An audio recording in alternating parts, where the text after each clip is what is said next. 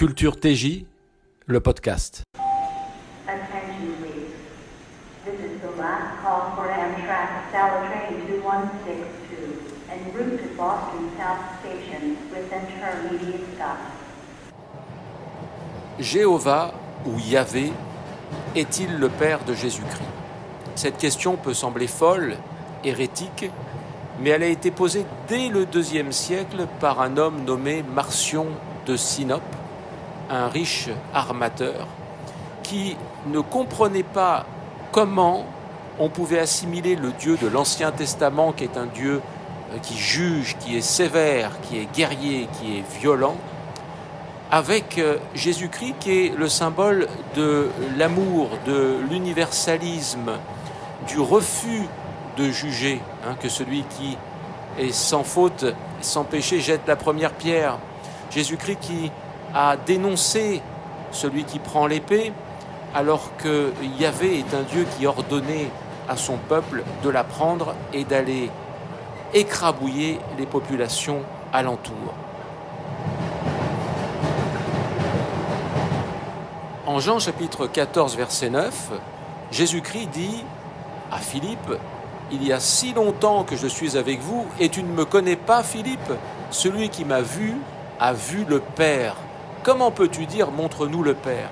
Donc ici, Jésus-Christ explique très clairement qu'il suffit de l'observer, écouter ce qu'il dit, regarder ce qu'il fait, pour comprendre qui est son Père. C'est l'exact reflet de son Père. Eh bien, Marcion de Sinope, qui a donc donné son nom au courant de pensée qui s'appelle le marcionisme, dit qu'il y a incompatibilité entre ce que Jésus a montré et ce que nous avons vu dans l'Ancien Testament, avec Yahvé ou Jéhovah, une divinité tribaliste, avec un culte racialiste qui a été envahir une terre qui ne lui appartenait pas en exterminant les populations qui occupaient cette terre.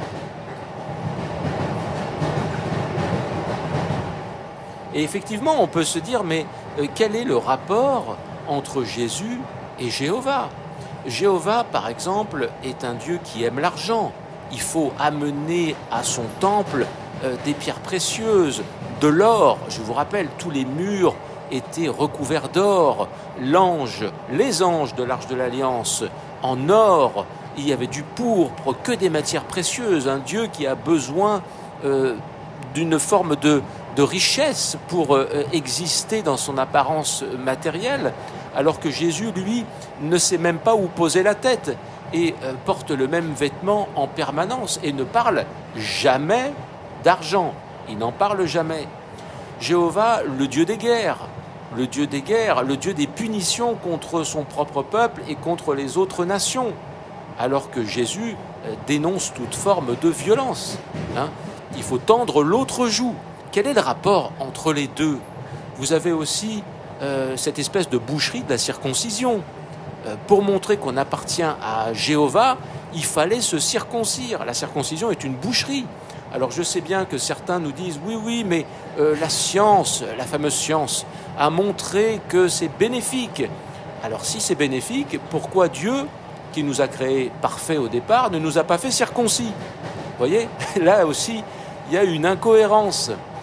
Jéhovah, le Dieu qui demande du sang et des sacrifices. Il a besoin de rognons qui fument, de carcasses calcinées, des holocaustes pour se calmer et être apaisé. Quel est le rapport avec Jésus-Christ?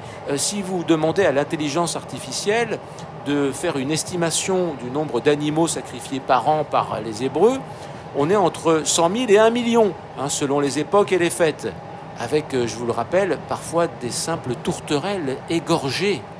Vous auriez le cœur de faire ça, vous, égorger des tourterelles? Est-ce que Jésus a demandé qu'on verse du sang? Jamais. Jésus-Christ s'est sacrifié pour les autres. Donc on voit une incompatibilité totale. Oui, alors certains vont objecter, mais c'est impensable de dire une chose pareille. Il y a la généalogie qui montre que Jésus est bel et bien un descendant de David, donc de Yahvé, qui vont vous dire que Jésus a dit à 12 ans « Je suis dans la maison de mon Père ». Mais moi, je voudrais leur rappeler quand même un principe de prudence, c'est-à-dire que ce livre, la Bible, a été écrit par des Juifs, de la lettre A jusqu'à la lettre Z, de l'alpha à l'oméga, de la Genèse à la Révélation, et que ces Juifs revendiquent le titre de peuple élu. C'est-à-dire que vous écrivez un livre où vous dites, ben voilà, Dieu nous a choisis. Hein, il nous a choisis, c'est nous qui sommes importants, et vous n'êtes rien, vous êtes des goyim, c'est-à-dire dans le Talmud des animaux qui méritent rien d'autre que l'esclavage. D'ailleurs, regardez Yahvé.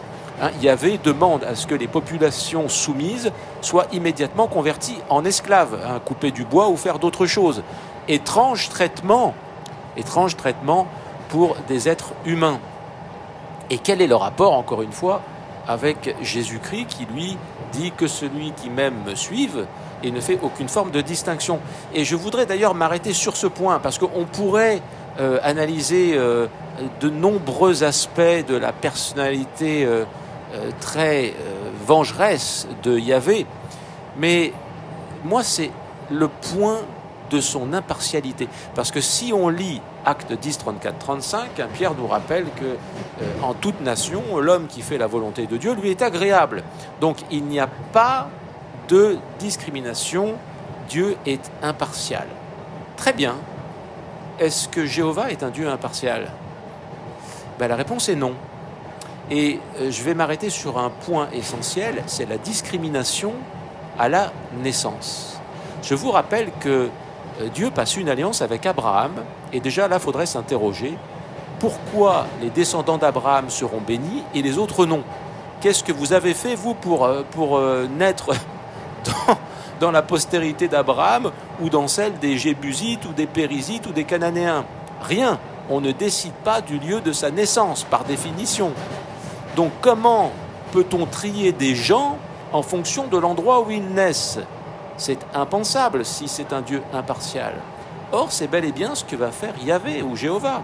C'est-à-dire qu'à partir du moment où vous naissez chez Jacob, chez Rachel, alors à ce moment-là, vous êtes protégé par le Tout-Puissant de l'univers qui va même décider de guerroyer à votre place.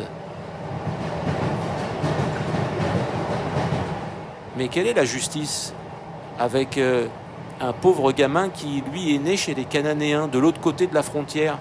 Qu'est-ce qu'il a fait, lui, pour mériter d'être anéanti?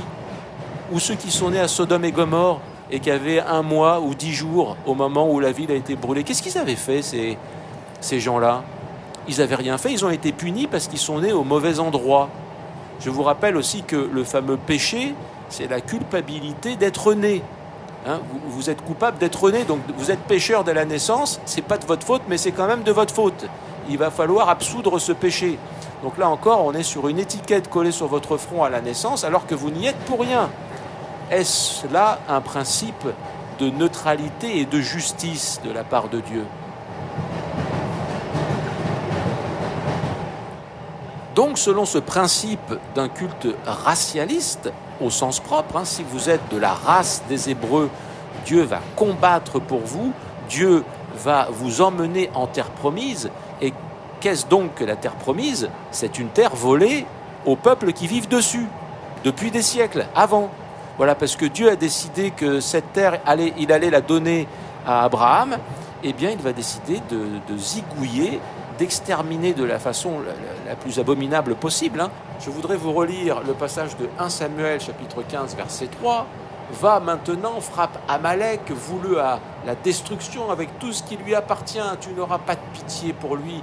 Tu feras mourir hommes et femmes, enfants et nourrissons, bœufs et brebis, chameaux et ânes. » Voilà l'ordre divin, ce qu'on appelle le droit divin de massacrer. Vous savez, je viens pour t'anéantir et te détruire et te tuer, mais c'est Dieu qui m'y autorise. Mais quel est ce Dieu?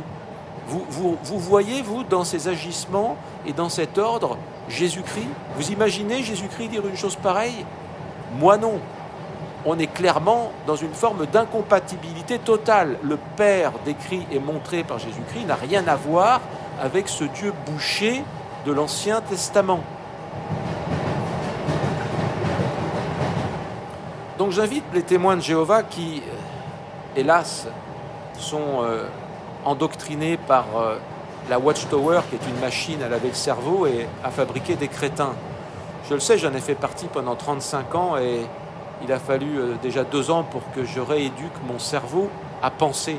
Parce que, oui, témoins de Jéhovah, vous avez délégué votre capacité de réflexion au collège central qui pense pour vous. D'ailleurs, ils vous le disent. Hein. Ouh là là, ne pensez surtout pas. Hein, vous êtes trop orgueilleux là si vous pensez par vous-même. Non, non, laissez-nous penser à votre place. Nous, on sait mieux que vous. Donc en fait, les témoins de Jéhovah vivent dans ce paradoxe permanent. Ils vous disent, la capacité de réflexion veillera sur toi, la sagesse sera comme un collier autour de ta gorge. Et puis ensuite, qu'est-ce qu'ils font? Ils disent, moi j'écoute ce que dit le collège central. C'est-à-dire qu'ils n'exercent absolument pas leur sagesse, leur intelligence et leur capacité de réflexion. Donc moi je vous invite quand même à vous poser des bonnes questions.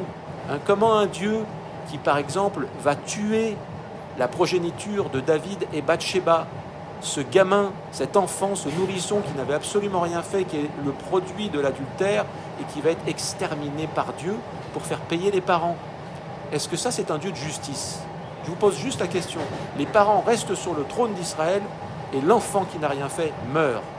Est-ce que ce Dieu qui va tuer 70 000 personnes parce que David a commis l'erreur de faire un recensement de la nation d'Israël, 70 000 innocents tués parce que David est un hypocrite et un lâche qui dit à Dieu, je préfère compter sur ta miséricorde, va tuer un peu des gens au milieu d'Israël, je sais que tu vas t'arrêter rapidement. 70 000 morts pour son erreur. Quel lâche, quel salaud. Voilà. Et Dieu qui tue donc des innocents qui n'ont absolument rien fait. Est-ce que ce Dieu-là ressemble à Jésus-Christ? Exercez votre capacité de réflexion, chers témoins de Jéhovah. Je sais que vous ne le faites plus depuis trop longtemps et que c'est difficile pour vous. En fait, l'humoriste controversé par, évidemment, la pensée unique et le politiquement correct, Dieudonné, a parfaitement résumé dans un sketch intitulé « Le colon » ce qu'était la conquête de la terre promise, ce droit divin de s'emparer de la maison des autres qui, aujourd'hui encore, fonctionne dans un endroit nommé Palestine. Regardez le colon israélien, par exemple. C'est au nom de Dieu qu'il emmerde le monde entier, l'autre. C'est vrai. L'autre, il fait dégager les autres de chez eux, parce qu'il pense avoir le plan d'occupation le plan d'occupation des sols de la planète. Lui, il pense avoir ça. Ah oui, lui, c'est signé par Abraham, c'est officiel, là.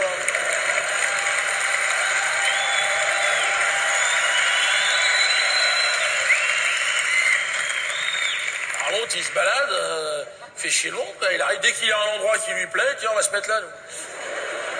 Vas-y, garde le char, t'occupe pas, mets-toi là.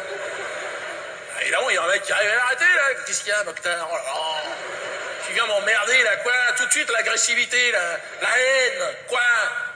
Oui, là, moi, le char, qu'est-ce qu'il y a? Ben, il est garé sur ta maison, évidemment, qu'est-ce qu'elle fait là, cette maison? La question, elle est là, mon pauvre Mokhtar.